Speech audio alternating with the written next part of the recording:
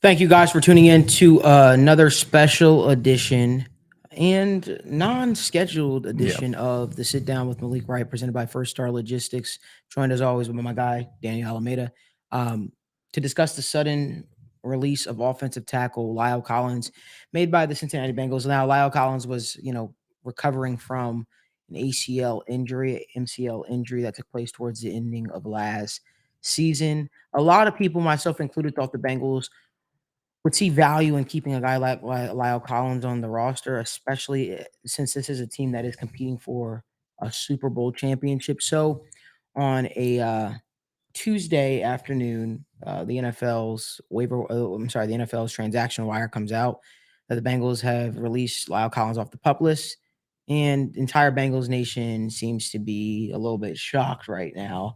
I'll say this: I have my thoughts on why they did that, and we'll talk more about that. But Dana, I certainly want to get your thoughts. Yeah. So, I mean, there's obviously a whole bunch of different scenarios. We'll go through all of them. I think the one thing that, isn't necessarily the most talked about, but the fact of the matter is he's been injured throughout his entire career, right? He's Mhm, got the back problems, he's had the hip problems. And mhm, then when this was first originally announced, it was an ACL, and then mhm, it was announced ACL, MCL, and a PCL injury. So, when you look at, Lyle Collins, he hasn't been practicing. He didn't, he didn't perform at training camp. mhm. It's because he's been injured. So one of the things I look at is, okay, the Bengals are just, realizing, okay, if the man hasn't been practicing, if he hasn't been at training camp, how is he going to come in, after 4 weeks and then come off the pup list right away? So one of the things my mind initially goes to is the injury is worse than we thought. The recovery is not going as well. And the fact of the matter is they're saving $7 million And then seven by, point four more million the next year. so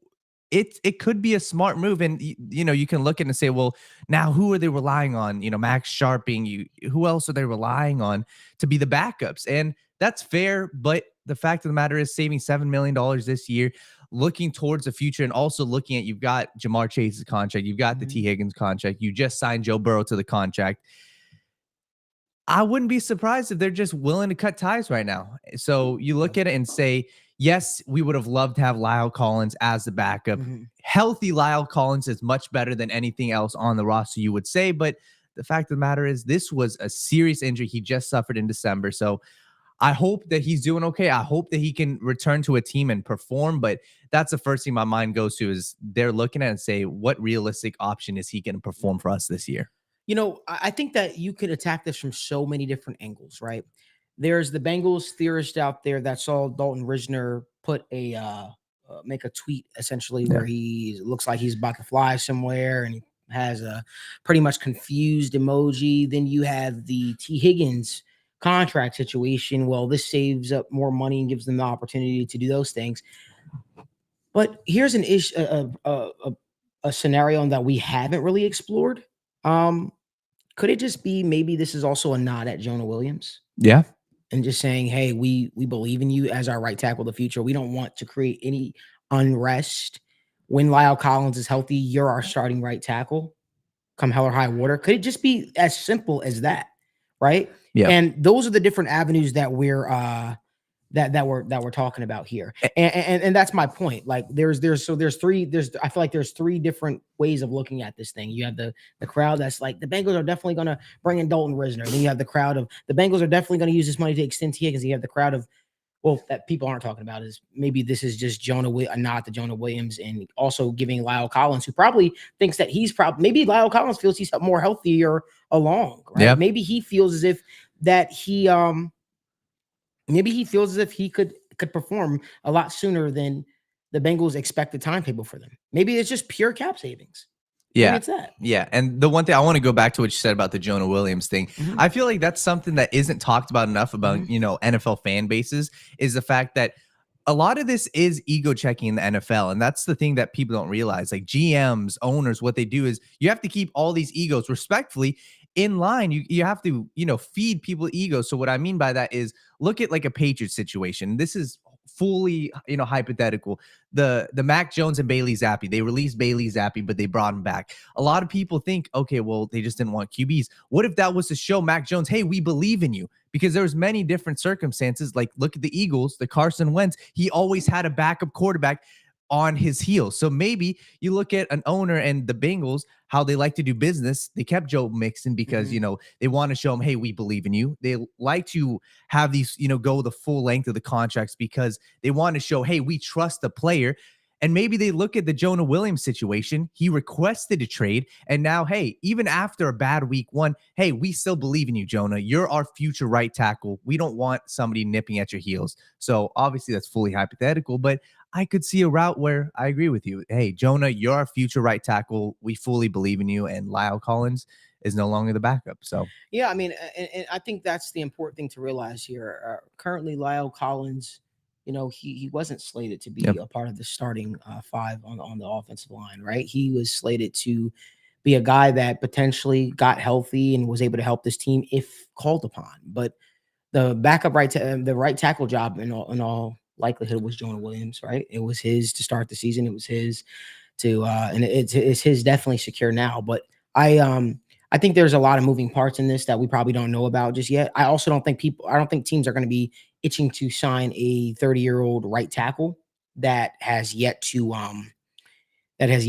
get fully healthy. So I don't think that you have to worry about someone maybe signing Lyle Collins right now, because there's a lot of that things that go into signing a player, right? You gotta, make sure you could pass your physical. And right now, I highly doubt Lyle Collins could pass the physical. Yeah. So again, there's so much more to it that we haven't talked about, but that's my thoughts. So really quickly, we've got 150 people in chat. If you guys are watching this, please, please, please like this video, subscribe to our channel, and turn on post notifications. But Malik, I want to get to some of these real quick. Mhm. Iron Man XRP. And if you guys have any questions, drop them down. We'll answer all of them. What are the Bengals doing at right tackle? If we re-sign Jonah for a long-term contract, what are your thoughts? I hate it. What are your thoughts on Jonah as the right I tackle? think the jury is still out on Jonah at right tackle. We haven't seen enough of it. We saw, guys. I'll say this, and I hope I don't come off any way, shape, or form. I'm just saying, like, he went up against two of probably one of the best defensive lines we'll see, right, in terms of Zadarius Smith and Myles Garrett. I'm not here to make excuse for Jonah Williams, but let's give the guy just a little bit of break. The entire offense was out of whack, out of sync, out of sorts. Let's wait. Let's let Jonah at least get to the bye week before we make our judgments on his ability as a right tackle. All right, that's all I'm Yep. going to say. So we got M Bar, and we've got some Evan Hartman. Our guy said Joe Burrow haircut equals Bengals Super Bowl incoming. I love that. Did he get a haircut? No, I think he's probably just talking about his middle part. But Yeah, M Bar said, "Is this a reaction to Joe Burrow's contract? Clear up some money." I definitely think the Bengals are a team that don't like to be up against the cap. Right, they've proven that that's been their MO for a long, long time. But part of me does wonder: is this does this have long-term ramifications? Are they looking at this from a long-term trajectory? Because the Bengals also aren't a team that do much during the season. They Yep. don't like to be active at the trade deadline. They don't like to do trades. So you gotta wonder why. What was the reasoning for pushing for this release now? Was it Lyle Collins pushing for this release? Was it him saying, "Hey, I want an opportunity to start"? Yeah, I don't know. Yeah, That's my thought and process. but the way I look at, I think one thing was very clear. Either the Bengals didn't see him fit on the roster. It was very clear, whether it was one way or the other, right? If the Bengals are saying, hey, we don't think you're ready, they want him on the pup list. Lyle Collins thinks he's ready. The Bengals, in their mind, clearly didn't view him ready to play on this team right away or even within the next couple weeks, which is why they obviously released them.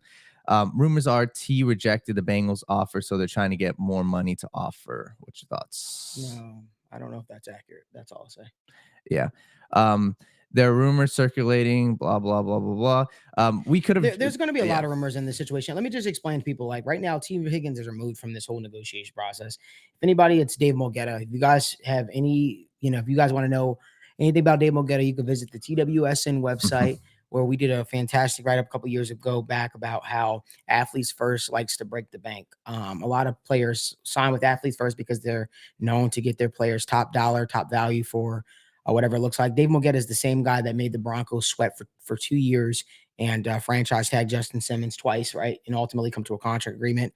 Mulgeta is one of the most shrewd agents in the NFL. I think he is the most, if you ask me. It's difficult. It's difficult. I'll be honest with you. It's difficult to negotiate with Dave Mulgeta, because if we're really being honest right Yeah. here, right? Dave Mulgeta is coming to the Bengals and he's asking for top dollar for his clients, like he does all the time. Like he asked for Jesse Bates. He wanted Jesse Bates to be at one point in time the highest paid safety. Jesse Bates' play on the field didn't reflect that. He's probably coming to it at the exact same thing for the Bengals when it comes to T. Higgins, right? Hey, T. Higgins deserves to be paid like a number one wide receiver. He would get X amount of dollars. At some point, I'd like to see T. Higgins step in and say, hey, I want to be here, right? And we're going to make this work. It's very similar to what TJ Watt did for the Steelers. Remember when his agent was dragging the feet? Now, I don't think it was Dave Mulgeta, but when his agent was dragging the feet, TJ Watt got involved and said, hey, I want to be here, and this is where I want to be. So, I think that Dave Mulgeta always, I don't care who his clients is, whether they're deserving of the top contract or not. The fact of the matter is he is very, very to the point in what he wants his client to get. I'm not involved with those negotiations. I don't know what they look like. All I know is that I've talked to several people that are familiar with Dave Mulgeta, right? And his tactics and his ways, and even you look at their mission statement, athletes first, is what they stand by. They want to make sure they get record-breaking deals for their guys. So at the end of the day, I understand the Bengals side of things, right? You have to look at the long term. Again, this is the fun part of having a consistent winner, but this is also the difficult part. The fun part is, hey, we have a really, really talented football team. And let me be very, very clear to the Cincinnati Bengals fans out there. Let me be very, very clear to you. And I said this back when I was watching Joe Burrow, when my buddy Grant first told me, this before he was even on Bengals fans' radar or anything like that. And talking about this when Justin Herbert was quarterback one. And the fact of the matter is, he said, Joe Burrow, I want you to watch this kid. I want you to watch this kid. This is his second year at LSU. He's going to turn a lot of heads, yada, yada, yada, right? Nobody was even paying attention to Joe Burrow at all. The point of why I'm bringing it up is because as long as Joe Burrow is the quarterback of the Cincinnati Bengals, right?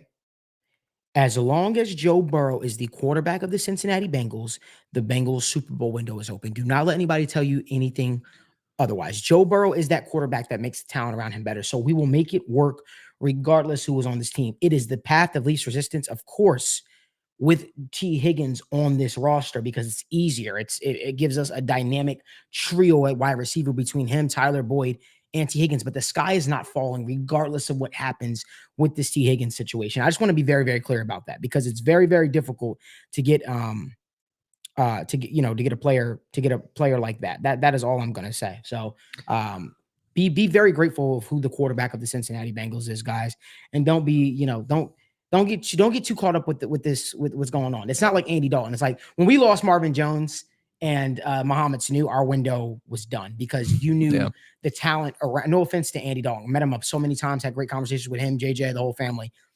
You knew that the talent around Andy Dalton uplifted him, right? With Joe Burrow, he uplifts the talent around him. So that's my thought. And that's one thing that we touched on the sit down. We talked about, how there's two different types of quarterbacks and two ways to really build your franchise. Either you get a quarterback, we were talking about Geno Smith, you get a quarterback and you build an elite offensive line, you build elite weapons like Brock Purdy in the San Francisco 49ers, or you have a superstar quarterback that you can afford to have lesser talent, lesser wide receiver, lesser offensive line because they make those plays, because they make the checks at the line of scrimmage. So look at the two different ways and just be blessed, obviously, that you got a quarterback like Joe Burrow. One thing I want to touch on, I forgot where the comment was, but it was about David Mulgeta, right? Yeah. Are they saying, they were saying, is it really, the best thing if you're getting, your player paid millions of dollars to play in a terrible place? I think that's a fair thing, but you look at like his clients, Deshaun Watson, Buda Baker, Derwin James, Jalen Ramsey. I'm pretty damn sure David is doing his job, talking to the athletes. And look at like a Jesse Bates. I'm pretty sure Jesse Bates is okay with where he ended up, with how much money he's got. So I don't think David is necessarily screwing his players over. I think if anything, he's just making it very difficult on the teams. But at the end of the day, that's his job. So like, for right or for wrong, he's doing his job, and it's definitely making the Bengals' life a lot harder. So I'll say this, and I want to touch on that a little bit. Yeah, I'm curious here. So Dave Mulgeta and Athletes First have really bursted on the scene. Now they've been around the league for quite some time, right? I know they've gone at getting into the NBA and so many other different sports, but they're almost like that new agency, right? Where everybody's kind of flocking to them. Like, remember T. Higgins? I don't think he was initially with them. Jesse Bates certainly was initially with them. Jesse Bates' friend was his agent at one point in time, and he joined forces with Athletes First. So a lot of people are joining forces with Athletes First in order to basically, maximize Yeah. out when it comes to their contracts. So here's where the issue that comes in, right? What happens is if you get a player that is, let's say, signed to Athletes First and their play isn't matching up. Remember, Athletes First is very careful with who they also bring on as clients, right? Because they have a reputation to uphold. So what happens is if things don't work out well for that player, it's going to take a player, not being on that elite tier status or fall off a cliff, so to speak, and a team really sticking their foot in the ground to really prove to Athletes First and Dave Mulgeta that, hey, this player isn't worth X, Y, Z and sticking to their guns. That's what it is. But the issue with that is, Dave is pretty much looking at like either you're going to pay him or somebody else is going to pay my guy. Yeah. Somebody else is going to pay my guy and they're going to pay them quite handsomely to do the job that they're supposed to do for your team. So the way that I look at it, man, is I say, at some point it's going to bite them in the ass. That's the way I look at it. It's not every single player is going to be able to get a record-breaking deal, no matter how great of a negotiator you are. At some point, teams are going to smarten up and say the play has to match what you're asking for. And the fact of the matter is, Jesse Bates might be a top 5 safety, a top 7 safety in the league, right? Right? You at the end of the day, he wasn't playing like it. Mm-hmm. I think T. Higgins is deserving of whatever he's asking for, if you ask me. But I think at the same time, it has to be within reason too. It has to be within reason. You can't ask. No offense, you can't ask for T. Higgins, in my opinion, to reset the wide receiver market. No. And I think, of course, I think the smart play for the Bengals is obviously just wait to see what Justin Jefferson is getting paid and all these different other plays, because you don't know what you're basing it off of. Yeah. Right? You don't know what you're basing it off of right now. And you just know Dave is always going to want to reset the market value for his players. What were you going to say, Daniel? Well, there was a couple things. First off, everybody's loving the live streams, right? We got people saying that thanks for the live stream after Sunday. It was like therapy. And this is why we do this, right? And we've got 200 plus people. If you guys are here, please just drop a like, subscribe to the channel. This is all we really ask. And drop your comments down. The one thing I was going to add, I'm just looking at the list of the players. It seems like a lot of these guys are without their first big contract. Like they've got guys signed, like you got Justin Fields, you got Micah Parsons, obviously got signed AJ Terrell, Javon Holland, Xavier McKinney, Michael Pittman. A lot of these guys are young, third, fourth, fifth years in the league. So I think the point that you made, how it's going to bite them in the ass, I think we're going to see that within the next 1 to 2 to 3 years. Because could you imagine? No offense, and this is a Bengal show, but I really want to talk about this. Could you imagine Dave Mulgeta and his representation coming to the Chicago Bears saying that Justin Fields needs to reset the quarterback market or get paid top dollar? And he's probably gonna ask for that, and that's probably what's gonna happen. And that's what he does. Like, guys, I want people to know this is not just an outlier. This is them with everything, and it pisses a lot of people off, to be quite honest with you. It pisses a lot of people off because it's what they do time and time again. Doesn't he represent don't they represent Deshaun Watson too? Yep. So it's Deshaun Watson. They are the ones that completely screwed the quarterback market. I just want y'all to know who we're dealing with exactly. Like, and Dave's not a bad guy. Just I think sometimes his positioning on things is flawed. Yeah.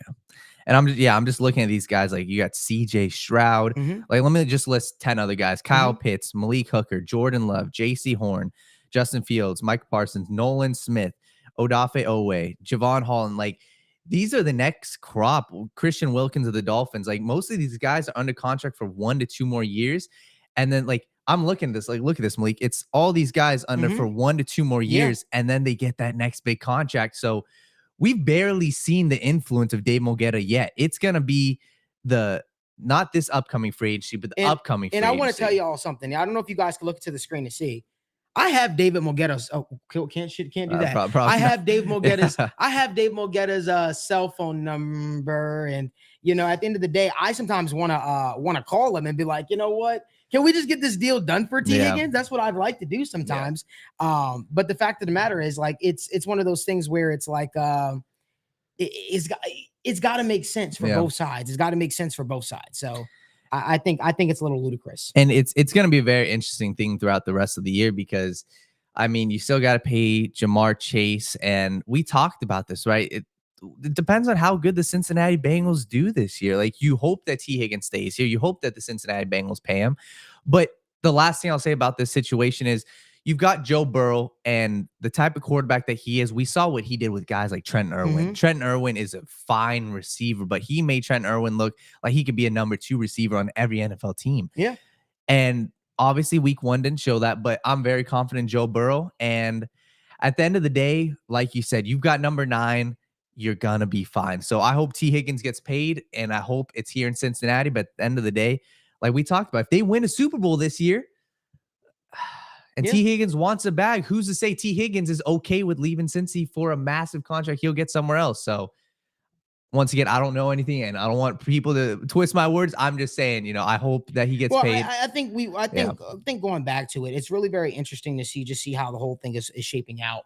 But the Lyle Collins thing, back to Lyle Collins, I Yep. think the Lyle Collins situation, it made sense. I just think the timing is what shocked a lot of people. It's a move that you probably would have expected a lot sooner. It's just my thought process. But let's answer some more questions. Yeah. Let me look at some of these. Come People are just all talking about, the contracts. What other ways do you see the Bengals could clear cap right now? This is from Jim Geiger. He said, if this was indeed a move to free up cap space, is there any other potential moves that you could see that could free up more cap? No, not really. I think a lot of the moves that they've already made are the moves that made a lot of sense. It's gonna be very interesting to see what happens with DJ Reader down the stretch. Yeah. Crypt Keeper said, give the money to DJ Reader. Sunday could have been a lot worse without DJ Reader. What were your thoughts, real quick? DJ Reader and BJ Hill, what's your thoughts on them? What are your thoughts? Let's hear your thoughts. I've been talking a lot. My thoughts on them, I mean, I love DJ Reader, and the one thing that I've always talked about with BJ Hill is he's gone under the radar, and that's the thing with, defensive tackles. DJ Reader, the same thing. We were having this discussion before the season started.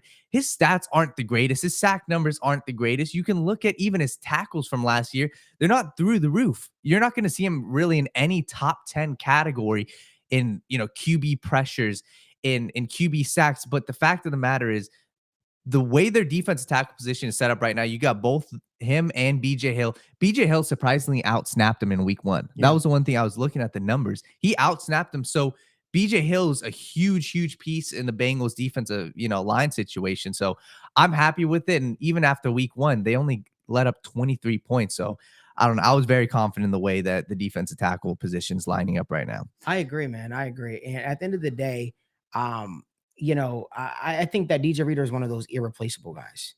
Yeah. If you ask me, that's just where I think. But let's keep more questions going. Keith Bradley, I know we talked about Keith, my guy, what's up? I know we talked about Dalton Risner, but he said, go get Dalton Risner. Which thoughts? Dalton Risner, if you're in the Bengals front office, do you go get him?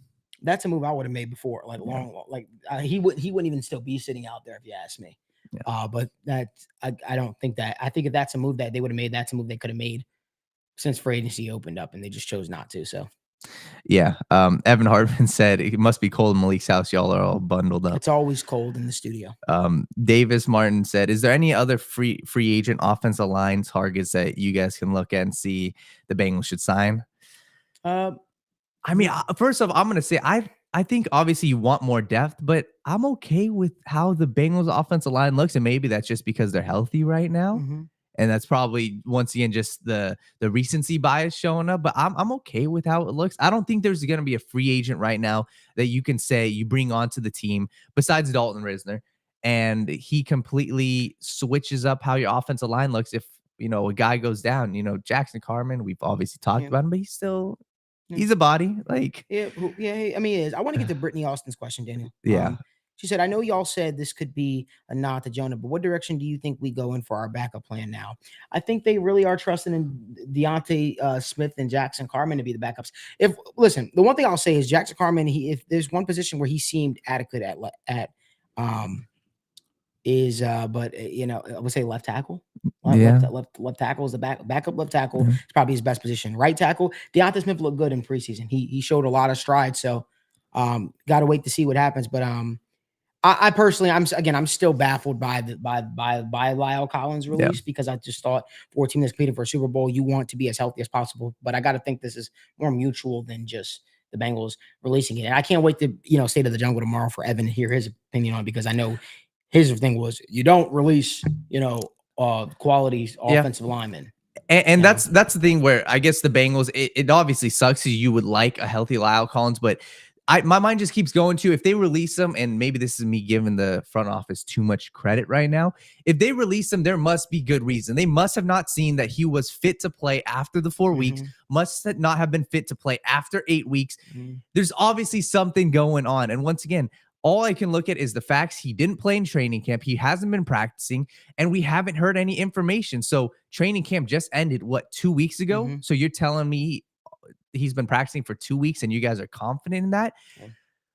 The best case scenario, I guess, if he was on the team, is he comes back after week 8, week 9, week 10, and he's healthy. But it's very clear the money and him, like, because he's been hurt, man. Yeah. So there was another question. It was a little bit way up. But And before we do get to that, if you guys could do us a huge favor, give this video a like and subscribe to the channel. The best way to keep up with the content that we produce on a consistent basis, and we appreciate all of you, because without you, none of this is possible, which is why we try to stay here and answer as many questions as possible. But if you guys can do us a favor, give this video a like and subscribe to the YouTube channel and turn on post notifications. We have 227 No, I love this in the live stream. We appreciate you guys so much because this ain't possible without you. So Tyler Sword made, he's kind of preaching the choir here, but he said, why did the Bengals not lean into the run game more with Joe Burrow struggles? I think that's something, we said that on the show after Sunday's game. You've got to establish more of a run. We were talking about this. You need to establish an offensive identity, whether it's RPO, whether it's quick pass to Jamar Chase, whether it's establish a run with Joe Mixon. The one thing, at least I can say, I'm happy with the way Joe Mixon looked. He didn't look washed. He looked good. So knock on wood, Joe Mixon stays healthy. You establish the run more, and the offensive line, the healthy offensive line right now, looked like it could hold up a sustainable rushing attack. And that's one thing I'm not going to say we haven't seen in recent years with the Bengals, but it looked like you could. So Tyler, man, I think you're preaching the choir. I think we both agree. What do you say, Malik? Yeah, sure. Listen. We spoke at nauseam about this. It was a disgusting game plan, or lack thereof, I would say. Listen, this is going to be a game coming up where you can take advantage of the Ravens' poor secondary with all the injuries that they have. So definitely want to get Joe Mixon, because that's how you build up on a running back's confidence, is continue to hand the ball to them and let them build on strong performances drive after drive. You don't do that by taking the ball out of their hands after a 22-yard run. Yeah. So Jim said, is there any chance we re-sign Collins for less, or is that entirely out of the question? I genuinely have no idea what the Bengals MO here or plan is, but even in so, I think he's a couple weeks out in their mind of playing. So like, it's hard to say that they would re-sign a guy. They would let a guy that they covet or they have high hopes for, they plan for it to be in their future. They would let him hit the market, right? And with the potential of re-signing when they could have just kept him under wraps. But I could already tell you guys right now, I want to get some more questions too, but we're going to be doing these lives quite often. So you guys know, we're live after every single Bengals game, typically a few hours afterwards, just to allow people to do the press conference, stuff like that. But I could already tell we're going to have some hiccups on this show. I almost leaked the man's cell phone number to you guys. I was going to say, I was like, you're going. Luckily they didn't see it, but this is gonna be a fun time. You guys make it worth it. So. Oh yeah. So Connor Elman said, do you think Frank Pollock is on the hot seat? Guys, I just want to say this: Frank Pollock is the same offensive line coach that pretty much coordinated an offensive line with Trey Hopkins as the starting center, right? Quentin Spain and a few others that took the Bengals to a Super Bowl. Yeah. We saw how long Jim Turner was here. We saw how long, what's the other guy's name? The former offensive line coach for the Bengals for years. I don't know, Paul Alexander. Paul Alexander was here longer than Marvin Lewis. Mike Brown wanted Paul Alexander back. The Brown family wanted Paul Alexander back. I can promise you, I think that Frank Pollock will be here for a very, very long time, as long as he chooses to be here. I do not think that man's job is in jeopardy at all. Yeah, and that's the one thing. I think a lot of people are also overreacting to week one. Reminder, Orlando Brown, that was his first game with the Bengals, and you can look at even the first play of the game. That's not on necessarily the offensive line. It was Irv Smith, coming across. So it takes time. You're going up against Myles Garrett, Zadarius Smith. It takes time. I'm pretty sure, knock on wood, healthy offensive line, they're going to be fine. And Frank Pollock. I listen, the day he finds his starting five will be Yeah. a glorious day, because I think then we could start to see remnants of what he had in Dallas. I really do. Yeah. I think the day he gets his starting, consistent. Every year, the Bengals, since he's been back, they've had turnover on the offensive line. Hey, they have not had the same consistent starting five offensive linemen year after year. Now, that could just be the NFL, right? It's hard to keep the same consistent offensive linemen.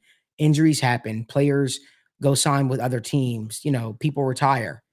I think that the day that he gets his starting five, though, could be a special time. I do. Yeah. So we got some people asking about Quentin Spain. I just went to his Twitter. He tweeted, I feel like the teams I played for still looking for a person to fill in for me and Jess Sand. People asking, what's your thoughts on Quentin Spain? I mean, I think that that's a little bit Quentin Spain was not bad. Yeah. I will say he struggled, but he wasn't, but he was certainly a bright spot on the Bengals offensive line, all things considered. I think that becomes a matter of are we comparing Cordell Volson to Quentin Spain? And that's a question only Bengals fans can answer, right? I'll ask you guys, do you guys think that Cordell Volson is an upgrade over Quentin Spain? Or do you think Quentin Spain is better than Cordell Volson? Listen, yeah. Everybody loves Cordell Volson, right? I like Cordell Volson. He shocked me a lot. But that's a question that only the coaching staff can answer. And the fan base also can have their opinions on it. Here's one thing I'll say. Quentin Spain still lives in the city of Cincinnati. Mm-hmm. He probably lives about 15 minutes from the stadium, if that.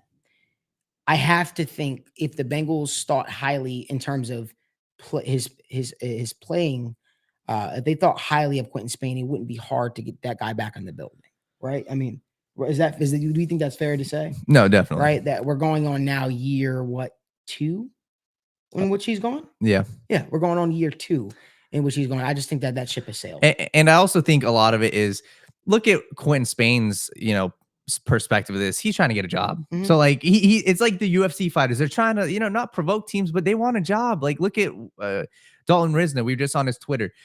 The past 30 likes, the past 3 days is all liking people's comments of him, why he should get a job. The players want a job. The players want to play in the NFL. So Quentin Spain, he's probably just doing that because he wants to play again. So there was a question. They were saying, do you think that the Bengals should start investing more in more premium offensive line, especially if Jonah Williams doesn't work out? That was from Dr. Duncanstein. So I think the Bengals have tried so hard to fix the offensive line the last couple of years. We got to give them credit for that. They've tried. It just has not, for whatever reason, has just not panned out, whether it be injuries, whether it be injuries or whatever the case may be, or players just not playing up to par.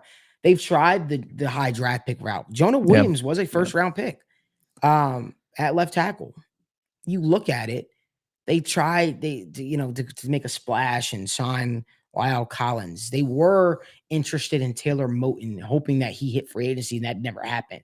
So they have shown interest to upgrade the offensive line position. I think to this point, they've sort of not given up drafting offensive linemen. I think they're just like, fix it by any means necessary. They tried it through free agency. They've tried it through drafting. For whatever reason, we just haven't seen it. So I think the best course of action for the Bengals right now is to just stay the course. Stay the course with what you have. Right now, you have a starting five. You have Orlando Brown Jr., which is what they did again by dipping into the offensive line pool. Alex Kappa, what they did by dipping into the free agency pool, right?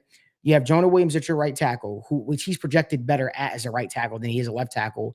Although I personally think Jonah Williams would be an outstanding guard in the NFL. And then you have Cordell Volson, right? You have Cordell Volson, you have Ted Karras. That is your starting five. The Bengals have tried to fix their offensive line. It is so hard to find offensive linemen in the National Football League. You just look all across. Somebody is missing a player somewhere at some position in the league. Somebody is.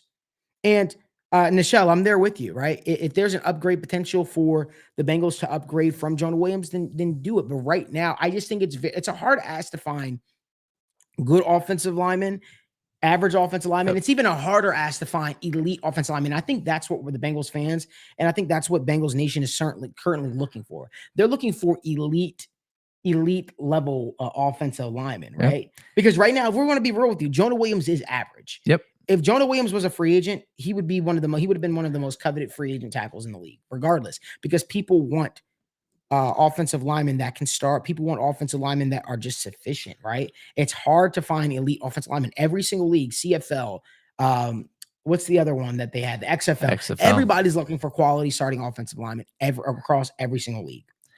And Malik, I just want to add to it. And this is one thing. I think this is a very good spot for Bengals fans to be in. Bengals fans are starting to get a little spoiled in a good way, right? You look at it, and this offensive line, you've got to trust the front office because they are trying, right? We can say, okay, they should go get Risner. Okay, and that could be true. But at the same time, they went out, they signed the best free agent offensive lineman, Orlando Brown. They are trying to build the offensive line. And at the end of the day, as bad as it looked on Sunday, a lot of that we talked about has to do with scheme. You scheme around your offensive line, and it's not like they didn't show any bright spots. The running game was fine. So I'm looking at it right now. They're trying. The offensive line and the running game looked fine. And at least for this year, Jonah Williams, that's this offseason. That's, you can talk about that this offseason. This year, he is your starting right tackle. And at the end of the day, you got two good offensive tackles. So scheme around that, get quick RPO passes, and I promise you, when we finally see Joe Burrow get back in a rhythm, when he looks like the Joe Burrow that we know, I feel like we're gonna have a lot less questions about the offensive line. Knock on wood, everybody stays healthy. So, the offensive line is the hardest position to play. Defensive linemen in this league are dogs. Week 1, poor conditions. I completely agree. Iron Man said, Malik, keep it real. It's not hard to find. The Bengals won't pay them. And no, don't act like Jonah would be sought after. Couldn't trade him. What's your thoughts? This Iron Man. That's not true. Yeah. The Jonah Williams did have a market. And again, Bengals overvalue their players. It's about if they're willing, do they see the benefit in it? They clearly didn't, so that they move forward. If you don't even believe me, because some people think that my sources have dried up, you could even just look at what Ian Rappaport said about it as well. Offensive line, Jonah Williams did have a market. The Bengals just weren't willing to cave. To your point, are the Bengals are not willing to pay it. You're 100% right. Bengals will not pay guards top tier money. It's why when the rumors had started circulated about Joe Tooney to a Bengal, I said, hey, not going to happen. They have their own philosophy they believe in. They're going to stick by it. No matter how much the league starts to change, it takes the Bengals a little bit while to kind of catch up. They just don't believe in paying guard top value. And honestly, the market for guards have gone up significantly, right? Yeah. You want to keep your quarterback off his ass. You want to keep your quarterback upright, healthy. You got to start paying your guards. You got to start paying your offensive linemen, not just your tackles. The Bengals will always pay tackles. Guards, we're still waiting on that. The fact of the matter is, it's just a fact. I think we undervalue Jonah Williams. But the fact of the matter is, let me tell you something right now. If Jawan Taylor got what he got, I promise you Jonah Williams will get what he got. Even if a team takes Jonah Williams, pays him top dollar, and then moves him to guard, Jonah got paid. It's not, and I think people got to realize too, for these players, sometimes Orlando Brown's an outlier, but for a lot of these players, it's not that they're hell-bent on playing a left tackle in the league. It's not that.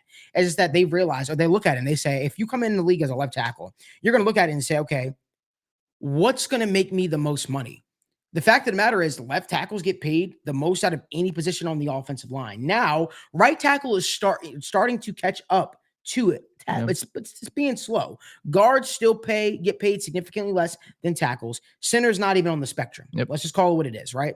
So when guys say, I want to play left tackle, I'm a left tackle in the National Football League, it's not that they're saying, hey, I want to play left tackles. They're saying, I want to get paid as a left tackle. It's the reason why when guys get paid, a lot like the Lions guy, I forgot what the dude's name was. Jonah Jackson, was it? Jonah. He was interior offensive. He was a tackle at one point in time, and then he got switched over to guard.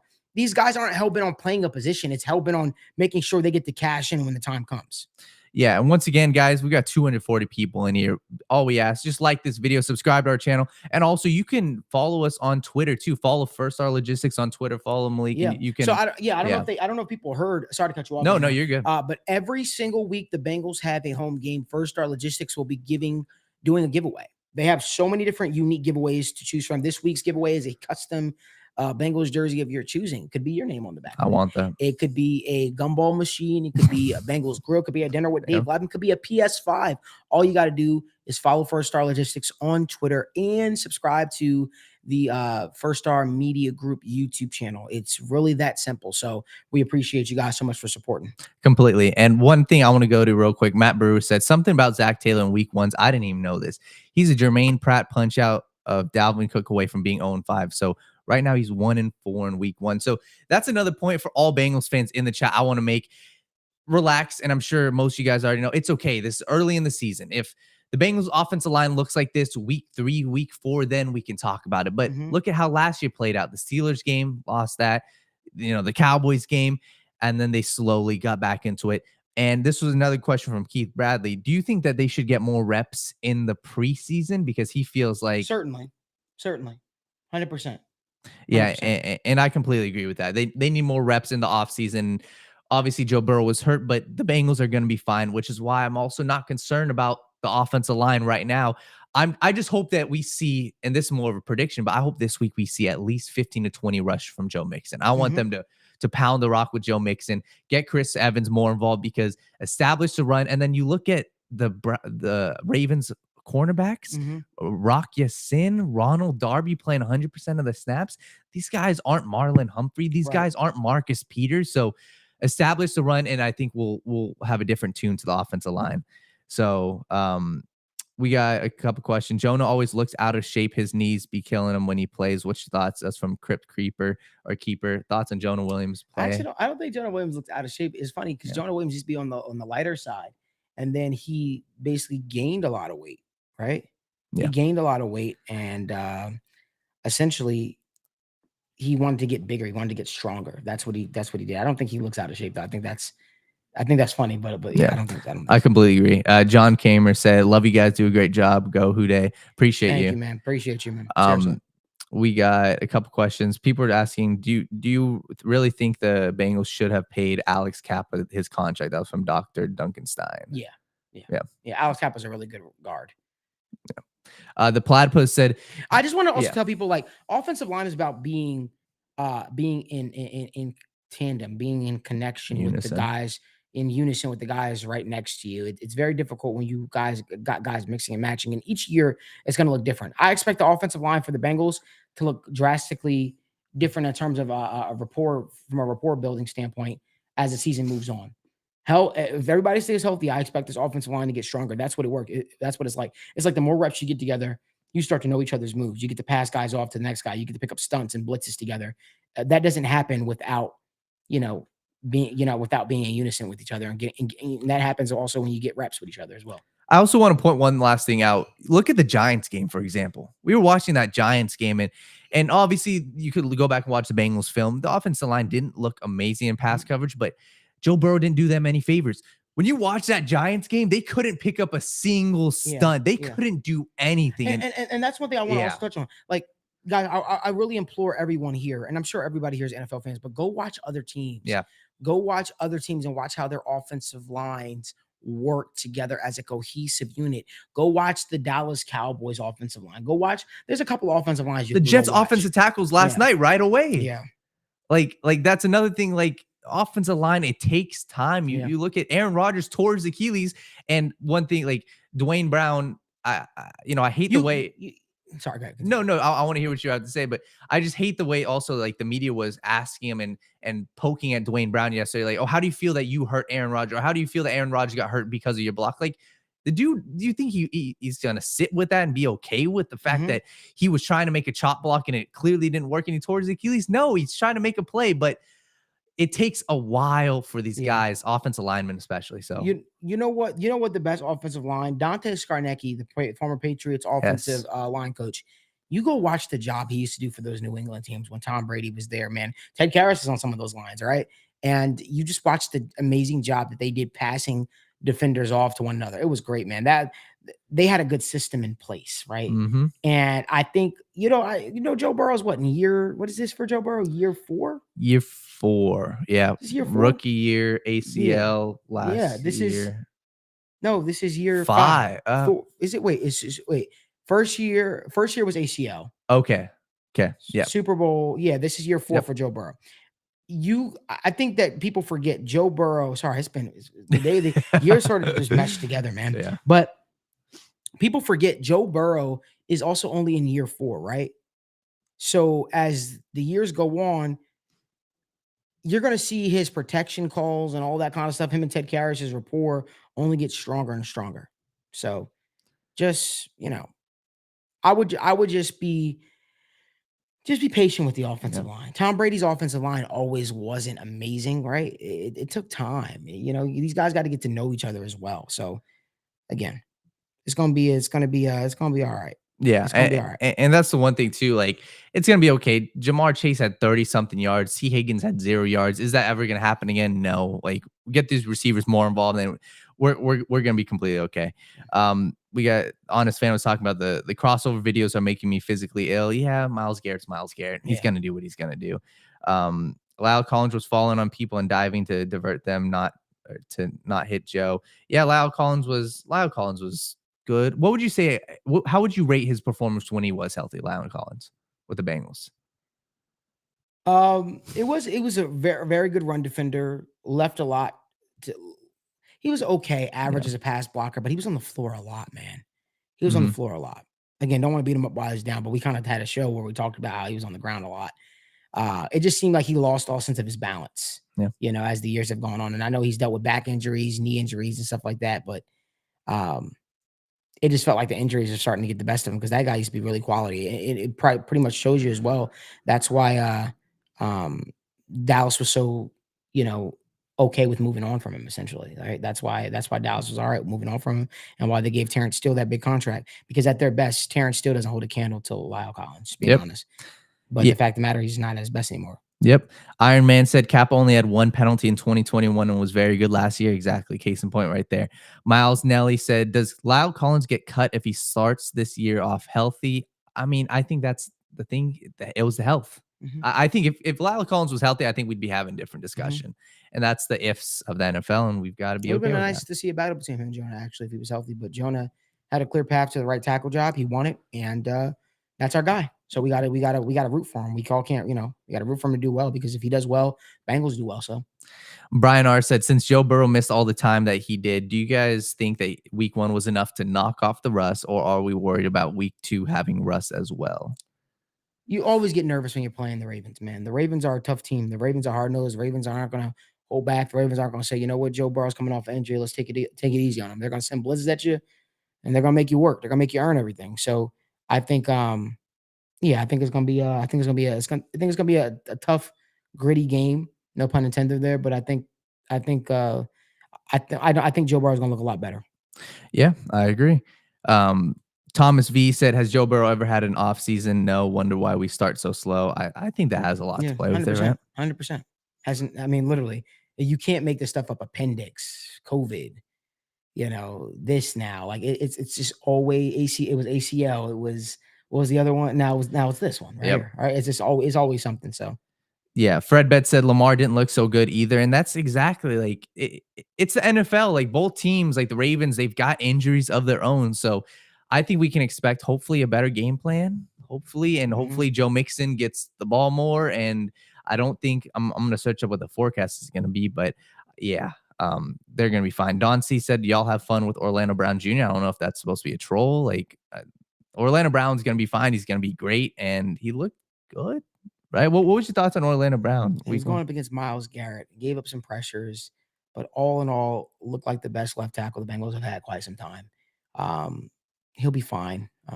Not worried. Listen, if he starts giving up a bunch of sacks and starts giving a bunch of pressures on a consistent basis, then we could talk about it. But he'll be fine. People are just gonna love to, crap on that because, Mhm. and that's when when you get other fans, from other teams that come in the chats and stuff like that and have nothing but Yeah.